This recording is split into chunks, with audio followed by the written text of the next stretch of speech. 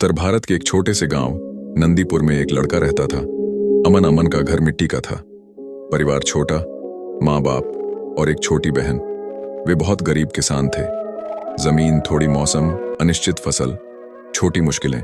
बड़ी अमन बचपन से ही मेहनती था। खेतों में हल चलाने से लेकर मंडी में अनाज ढोने तक वह हर काम करता था। उसकी आंखों में एक सपना था, एक दिन अपने परिवार को गरीबी से बाहर निकालूंगा। दूसरी ओर शहर में थी एक बिल्कुल अलग दुनिया। महंगे बंगले, बड़ी इमारतें और चमकदार जीवन।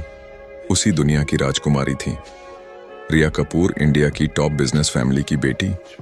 उसके पिता का बड़ा प्राइवेट कंपनी समूह था। लाखों की कारें, करोड़ों का कारोबार और हर तरफ चमक दमक।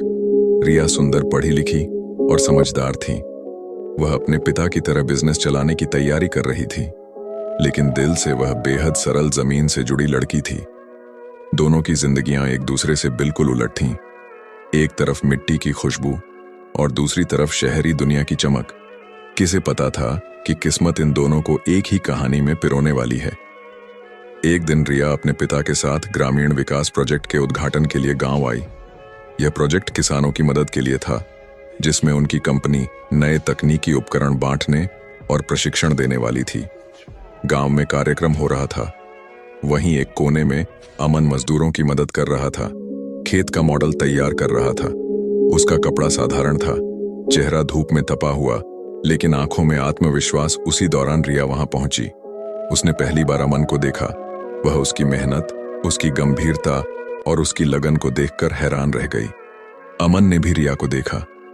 एक चमकदार पोशाक में शहर की बड़ी हस्तियों से घिरी हुई एक लड़की, लेकिन उसकी मुस्कान उतनी ही सरल थी जितनी किसी गांव की लड़की की। उसकी सादगी देखकर अमन खुद भी अनजाने में उसकी ओर आकर्षित हो गया था। पहली नजर में दोनों को एक दूसरे में कुछ अलग सा महसूस हुआ। कुछ नया, कुछ अनजाना, कुछ जो दिल को छू जाए। प्रोजेक्ट के दौरान रिया को कई किसानों से बात करनी थी, लेकिन जब उसने अमन को बोलते सुना, मौसम बदल रहा है लेकिन सही तकनीक से हम फसल बचा सकते हैं, तो रिया दंग रह गई। एक गरीब किसान का लड़का इतना समझदार और ज्ञानवान। वह अमन के पास खुद आ गई। रिया, तुम पढ़े लिखे लगते हो, गांव में इतना ज्ञान कैसे? अमन ने हल्की मुस्कान से कहा, गांव की जिंदगी ने बहुत कुछ सिखाया है मैडम। किताबें कम, अनुभव ज्यादा। रिया को यह उत्तर दिल को छू गया। दोनों के बीच बातचीत शुरू हुई, और जब बात शुरू हो गई तो रुकने का सवाल ही नहीं था।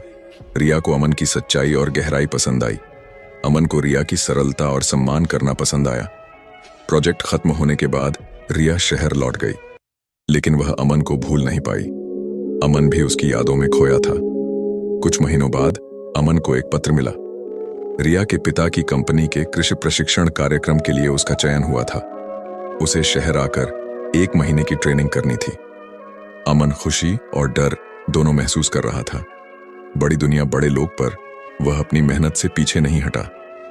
जब वह शहर पहुंचा, रिया उसे देखकर चौंक गई। उसके चेहरे पर सच्ची खुशी थी। रिया, मैंने आपका नाम खुद सिलेक्ट करवाया था। अमन, क्यों? रिया मुस्कुराई, क्योंकि धीरे धीरे उनका रिश्ता दोस्ती से ज्यादा गहरा होने लगा। दोनों साथ बैठते, बात करते, एक दूसरे की दुनिया समझते। अमन शहर की दुनिया समझता। रिया, गांव की एक शाम शहर की छत पर दोनों खड़े थे। हवा चल रही थी। रिया बाल बांध रही थी और अमन उसे चुपचाप देख रहा था। रिया ने धीरे से कहा, अमन, कभी सोचा है तुम बड़े बनोगे? अमन ने जवाब दिया, सपना तो है, पर रास्ता कठिन है रिया।